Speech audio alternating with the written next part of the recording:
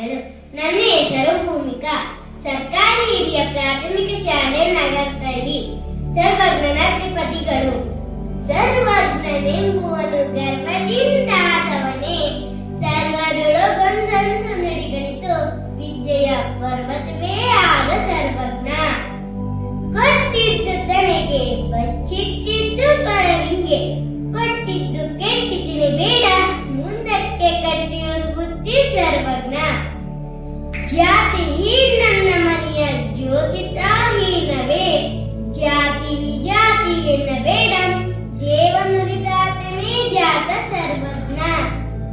ಆಗಪ್ಪ ಈಗಪ್ಪ ಹೋಗಿಪ್ಪ ಎನ್ನದಲೇ